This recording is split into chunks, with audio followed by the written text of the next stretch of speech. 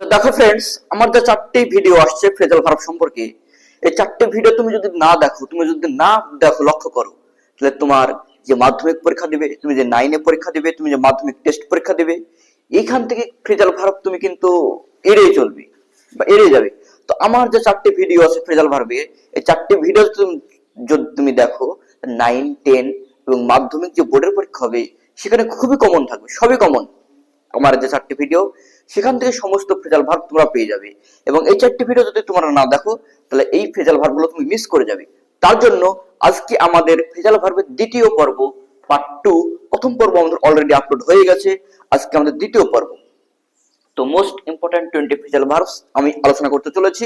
যাই হোক ফ্রেন্ডস, তোমরা লক্ষ্য করো, কাম অফ মানে জন্মগ্রহণ করা।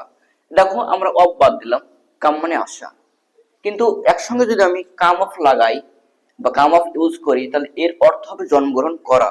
তাহলে বর্ন মানে তো জন্মগ্রহণ করা, তাহলে কাম অফ এর হলো বর্ন। ব্রেক ইনটু মানে প্রবেশ করা, আর ব্রেক ইনটু মানে by force, enter by force, অর্থাৎ প্রবেশ করবে, কিন্তু কি করে প্রবেশ করবে? জোর জবরদস্তি করে প্রবেশ করবে। ক্রাই আপ মানে কাউকে প্রশংসা করা, ক্রাই আপ মানে কাউকে প্রশংসা করা বা কিছুকে প্রশংসা করা। প্রেজ মানে কাউকে প্রশংসা করা। ক্রাই ডাউন মানে কাউকে নিন্দা করা। ক্রিটিসাইজ মানে কারো নিন্দা করা। ফল ইন উইথ মানে কারো সাথে একমত হওয়া, কোন একটা ডিল বা একটা সম্মতি, মানে একমত হওয়া, একটা সম্মতি হওয়া। এগ্রি মানে একমত হওয়া, সম্মতি হওয়া। লুক ডাউন মানে কাউকে ঘৃণা করা বা কাউকে অবহেলার চোখে দেখা। হেট বা ডেসপাইজ মানেও কাউকে ঘৃণা করা, অবহেলার চোখে দেখা। পুট ডাউন মানে লেখা, পুট ডাউন মানে লেখা। রাইট মানেও লেখা। পুট অফ মানে সরিয়ে ফেলা, পুট অফ মানে সরিয়ে ফেলা।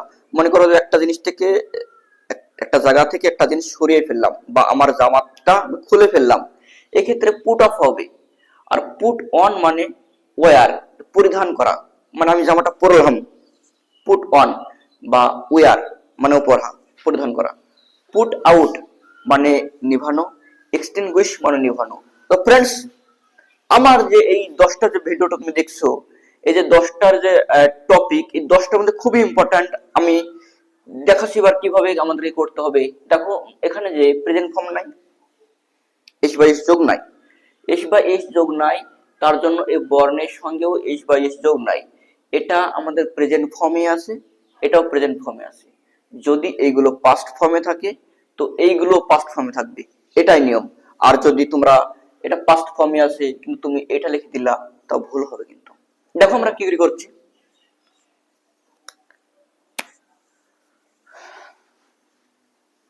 দেখো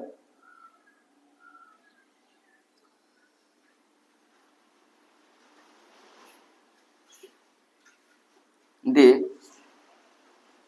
পুট আউট দা ফায়ার।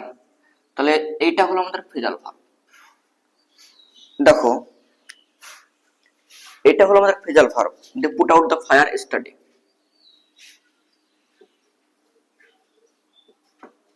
তারা গতকাল আগুনটা নিভিয়েছিল।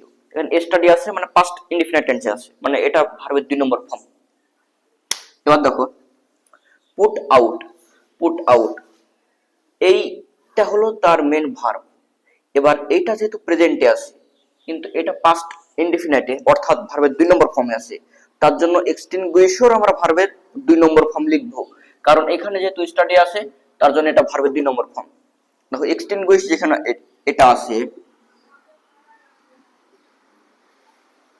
দে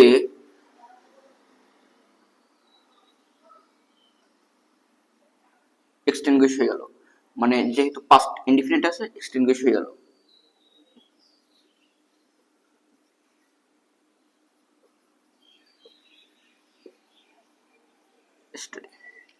তাহলে আমাদেরকে মনে রাখতে হবে যে যদি ভার্বের সেকেন্ড ফর্মে থাকে, এটা সেকেন্ড ফর্মে লিখবো। যদি ফার্স্ট ফর্মে থাকে ফার্স্ট ফর্মে লিখবো।